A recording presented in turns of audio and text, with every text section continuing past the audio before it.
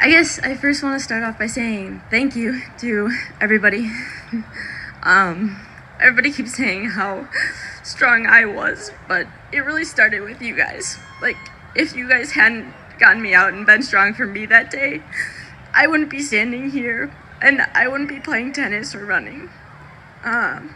So, that's been super, super awesome. And then, another thank you to you guys, because you guys have also inspired me to become an EMT basic.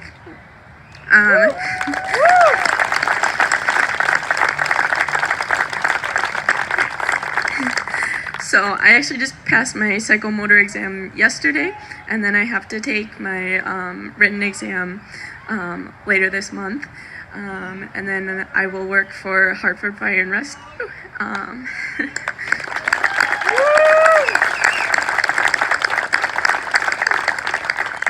So, again, thank you to all of you. You're incredible. And keep doing what you're doing, because winning this award, again, just shows me you guys do the exact right things you need to do for training. And this award just proves that you guys have done such an incredible job.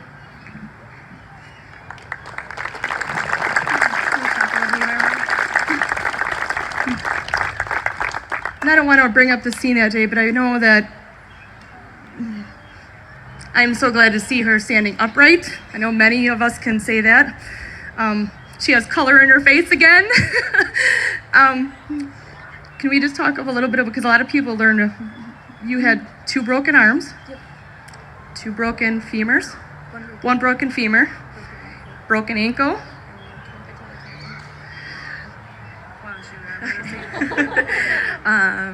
Broken and dislocated ankle, a torn patellar tendon, broken femur, and then radius and ulna fractures in both of my arms, and then a severe concussion.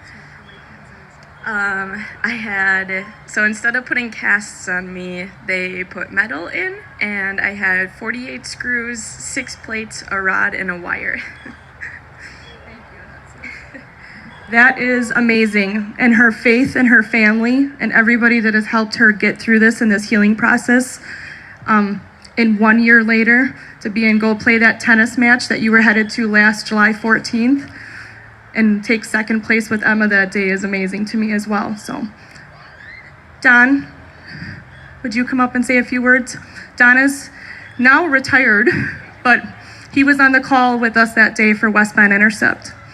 And he was the paramedic, and I remember standing next to him, and I was the timer watching and just timing, because it took us over an hour to get Lizzie out of the car that day. And it was the longest hour ever. So, but we had to keep time of it, so. Thanks, everyone. I've been in this business a long time. I've only gone to see 1 patient in my entire career, and that was Lizzie. I drove down to Frederick Hospital to see her. I had no idea if she was going to be conscious, if she was going to be intubated. I had no idea. She laid in the bed. We talked for, I think, 2 hours. And the takeaway that I had from that was she wasn't concerned about herself. She laid in that bed. She said, I'm going to mend. But all she really cared about was Emma. And that takeaway that I had from that, I told that story countless times since then. And I thought that was truly amazing, that you weren't concerned about yourself. You were concerned about Emma, who was with you. I thought that was incredible. So, I'm wonderful to see you here today. Thanks for letting me talk.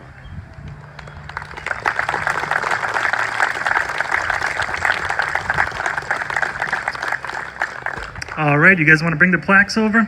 It is my pleasure to award the Colesville and Allenton Volunteer Fire Departments with our 2018 Scene Call of the Year Award.